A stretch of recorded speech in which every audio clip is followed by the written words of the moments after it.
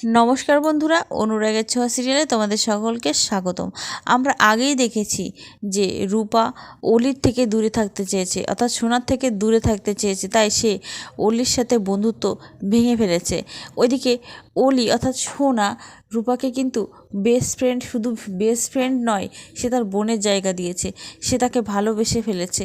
তার প্রতি যে সে টান অনুভব করে, রূপাকে ছাড়া অলি এক মুহূর্ত ভালো থাকতে পারছে না। সে অস্থির হয়ে উঠছে, কান্না করছে। চারুকে বলে, চারু আমাকে জয়ীর কাছে নিয়ে চলো, ওর সাথে আমি কথা বলতে চাই। ওকে না দেখে আমি কেন থাকতে পারছি না, আমার এত কষ্ট হচ্ছে কেন। চারু সোনার কথা রাখতে সোনাকে নিয়ে রূপাদের বাড়িতে যায়, আর রূপার সাথে কথা বলতে গেলে রূপা রেগে যায় সোনার উপরে আর বলে, তুমি এখানে কেন এসেছো? আমি তো তোমাকে বলেই দিয়েছি তোমার সাথে আমার বন্ধুত্ব করাটা ভুল হয়েছে, আবার তুমি কেন এসেছো এখানে? একথা শুনে সোনা খুব কষ্ট পায়। সোনা কাছে গিয়ে বলে, তুমি এমন কেন করছো, কি এমন হলো? রূপা সোনাকে অপমান করে তাদের বাড়ি থেকে বেরিয়ে যেতে বলে। অন্যদিকে দেখবো আমরা জয়কে রাস্তায় কিছু গুন্ডা অ্যাটাক করে, জয়কে মারধর করে আর টাকা চায়। ঠিক তখনই সূর্য সেখান থেকে যায় আর সূর্য তাকে বাঁচায়। সূর্য তারপরে দেখে সেখানে মার খাচ্ছিল তার নিজের ভাই জয়। সূর্য গুন্ডাদের হাত থেকে জয়কে বাঁচায় আর জিজ্ঞাসা করে, ওরা তোকে কেন মারছিল? জয় বলে, আমার কাছ থেকে ওরা অনেক টাকা পাবে, তাই আমি ঠিকমতো দিতে পারিনি, এই জন্য ওরা আমাকে অ্যাটাক করেছে। এসব শোনার পরে সূর্য যখন তাদেরকে টাকা দিতে যায়, তখন জয় বলে, আমি তোর দেওয়া কোনো দানই নিতে চাই না দাদাই, তুই যখন সব কিছুর দায়িত্ব আমার কাঁধে ছেড়ে রেখে তুই মুম্বাই শহরে চলে এসেছিলি, সেদিন থেকেই তোর সাথে আমার সম্পর্কটা অনেক বদলে গেছে। জয় বলে, ওই গুন্ডাটা যদি আমাকে মেরে ফেলে সেটা আমি মেনে নিতে পারবো, কিন্তু তোর দেওয়া টাকা আমি নিতে পারবো না। অন্যদিকে দেখতে পাবো দীপা তার কাকাই, কাকিয়া, মা, রত্না দেবী সবাইকে বসিয়ে খাবার খাওয়াতে থাকে। হঠাৎই তার কাকিয়া বলে ওঠে, দীপা তোমাকে দেখে তো মনে হচ্ছে না তুমি খুব কষ্টে আছো, তুমি তো ভালোই জীবন কাটাচ্ছ। তখন দীপা বলে ওঠে, কেন কাকিয়া, আমি যদি কষ্টে থাকি সেটাই কি ভালো লাগতো তোমাদের? কাকিয়া এটাও বলে, আজ তুমি স্বাভাবিক জীবন কাটাচ্ছ, সেদিন কিন্তু তুমি চাইলে সোনা দিদিভাইকে বুঝিয়ে তোমার কাছে রাখতে পারতে, সংসারটা তুমি নিজে সামলে রাখতে পারতে, কিন্তু তুমি সেটা না করে তুমি রূপা দিদিভাইয়ের পিছনে ঘুরেছো, রূপা দিদিভাইকে খুঁজেছো, পেয়েছো কি আজও পর্যন্ত তাকে? মাঝখান থেকে কি হলো, তুমি সূর্যকে হারালে, সোনাকে হারালে, পরিবার হারালে।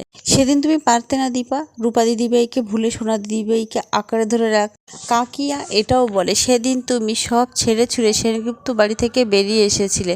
তখন একথা শুনে রত্না দেবী প্রচণ্ড রেগে যায় আর বলে, সব দায় কি দীপার? আপনাদের বাড়ির ছেলেও তো তার মেয়েকে নিয়ে বাড়ি ছেড়ে চলে গেছে, তার দায়িত্ব জ্ঞান ভুলে গেছে, আপনাদেরকে ফেলে রেখে চলে গেছে, সেটা তো একবারও বলছেন না। ওদিকে দেখতে পাবো সোনা বাড়ি ফিরে আর তাকে সামলানো যাচ্ছে না। সোনা পাগলের মতো কান্না করতে থাকে আর জয়ীর কথা ভাবতে থাকে, জয়ী আমার সাথে দুর্ব্যবহার কেন করলো?